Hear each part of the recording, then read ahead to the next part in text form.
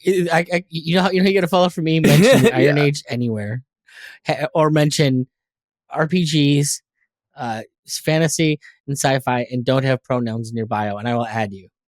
That's it. That's all it takes. Because for me, I care about what the people that are, and granted, I approach this as a business for me because I want to help people market their stuff, so that anyone who's wants to do that, I'm willing to help. And the only way I'm going to find those people is to engage with people that are telling me that that's what they want to do. And maybe they don't follow me necessarily, but you know, that still gives me a window where I can engage with them. Like if they say something I think's interesting or stupid, I can jump in. You're connected. Your account is connected to theirs in some way, even if you don't necessarily see all their stuff. Because this attitude will lead to you following a lot of people, but that's what things like lists are for. You just, there's the amount that it actually does matter, and the people that it matters to is so insignificant, because you could easily get that same spot. Like I mentioned, Friday Night Tights, you could get that same spot on Friday Night Tights, or even Rogan, with a completely balanced ratio.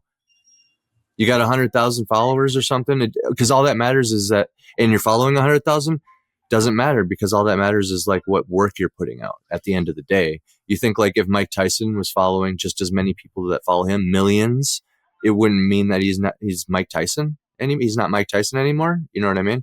So you just got to be undeniable. I mean, for me, it's I'm showing that I'm interested in things. That's what I'm doing. Like I click on things I want to know what people are doing.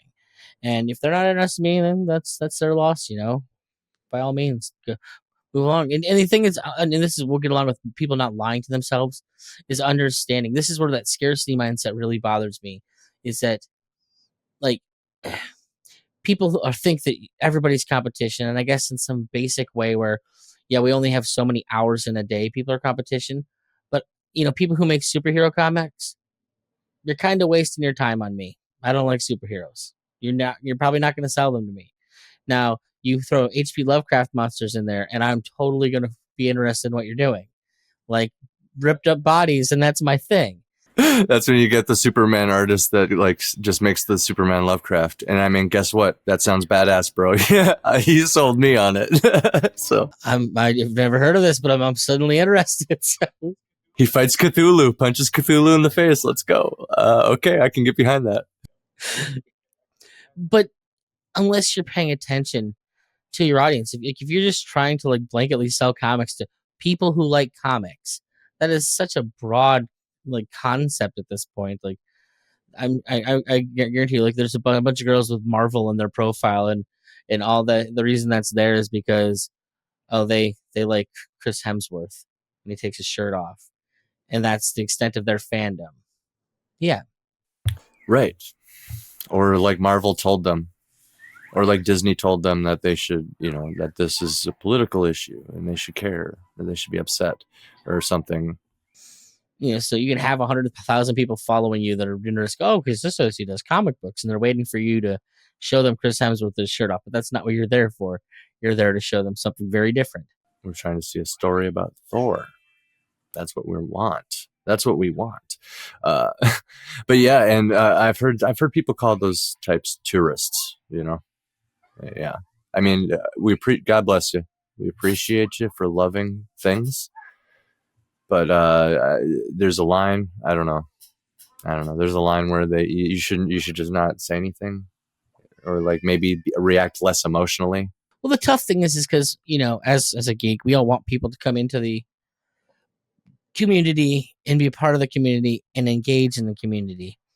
But, you know, as with any community, there's a certain degree of paying your dues before you get to be the one on the pulpit, you know, before you're the one directing where that art's going to go.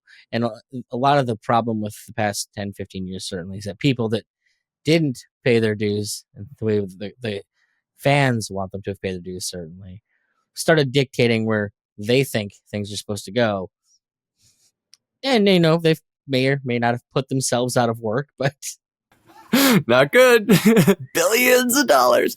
So yeah, it's like you could get 100,000 tourists, right? And you could probably like, you'll get probably hundreds or thousands of people that will stick around and no longer be tourists and actually go and like dissect all the lore and fall in love with it and buy all this stuff. But yeah, it does suck when, somebody is just like, oh, I love this. I'm all about this. This is my identity. I will never buy a comic book, or I will never, do this other thing. This other thing's cool this week. They forget about the other thing, but claim that they still love it. But Perhaps understanding even that own cycle within your own art, because there might be like, I know like someone like Daniel P. Riley, he does a lot of different things with his books, and understanding that everything isn't necessarily going to map from one thing to the next. If he writes superhero stories and then he writes, the G-Size stuff where it's dudes with, cybernetics and swords hacking that's each so other cool. up, and they're not the same book. John Wick with They're not going samurai to have the swords. same people. Yeah, that's sick. But you can't take that personally, like when someone doesn't just love your stuff because your name's on it. I have a great example of this from a big name, from Disney themselves, actually. The team that worked on Treasure Planet, that movie that's their love child. They wanted to do that all through the 80s. These are the dudes that worked on Black Cauldron and like some of the really classic ones. It all culminated to this moment where Disney was finally like, okay, guys, you can do what you want. We'll let you do what you want. And they're like, Treasure Planet. And they made it. But even that thing that they really, really loved, this was the movie that they cared about the most. Like, think about it. You're retelling Treasure Planet or Treasure Island. Like that's a strong cultural, like even a historical thing. You know what I mean? And you're retelling it in this cool way that you get to like tastefully imbue your own ideas into. That's actually a good example of a remake done right that Disney has yet to live up to. But I digress. A lot of that movie is the time in which it came out. Like it was buried by a lot of other stuff, sadly. That was my point. It failed. Yeah. Disney, at the end of the day, the overlords at Disney still effed it up and managed to tank it because like the trailer there's a whole like there's a whole map of the of what happened to it, but like the bullet points are like, yeah, they put the trailer out at the wrong time. It was up against other really big movies. The trailer that they did put out revealed the entire plot. Like there's the plot reveal, like the robot in the movie is like it's a solution on the island at the end of the movie, and they show it in the trailer and like basically explain all the characters.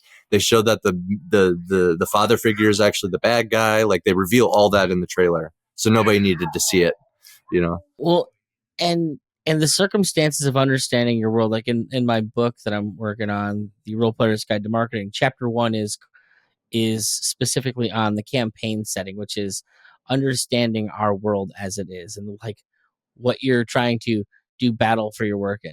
And as another example of this, like Treasure Planet being one of them, have you ever seen the movie The Watch? It sounds familiar. I don't think I've seen it.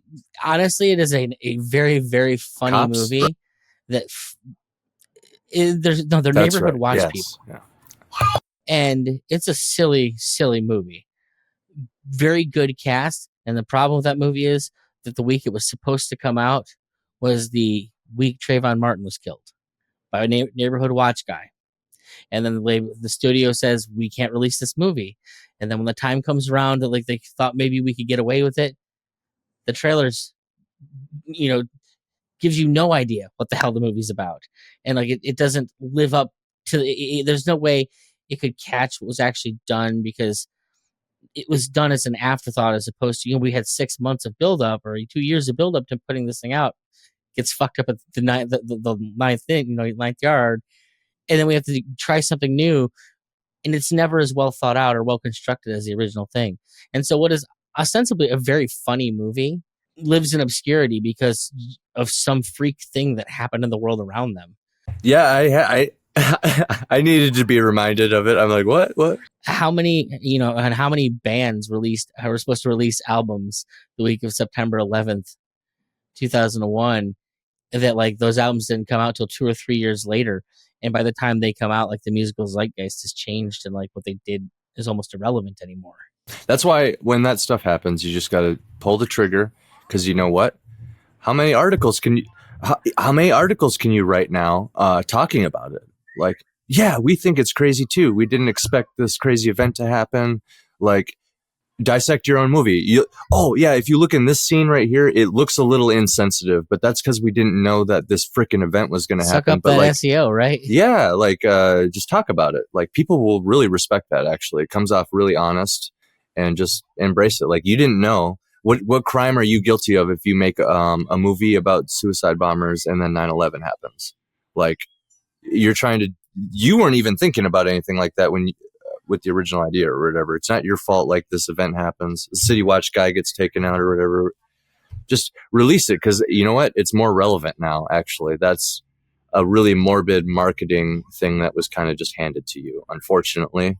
But well, the first rule of marketing is enter the conversation people are already having in their heads. Like, it's hard to break into people's thoughts. So if you can do that, by all means, do that. Bro, so like, now look at the watch. Look at the watch release, right? They shot themselves in the foot. What are you doing? You didn't do anything wrong. You made a movie that's funny, actually. You're trying to spread joy. Maybe people should watch a City Watch movie that's funny after that. Just saying. Well, what's funny is it was an alien. It's an alien movie. It's like, other than the fact that they're neighborhood watch dudes chasing aliens, like who knows, that may have been the salve in that moment of, despair culturally that people were dealing with. No, neighborhood watch guys aren't all bad guys. Maybe there's aliens out there. I don't know.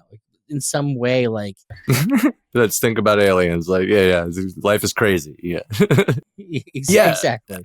But that could have been somebody's love child too. So that's like more to the point, right? Like Treasure Planet, the watch. Like,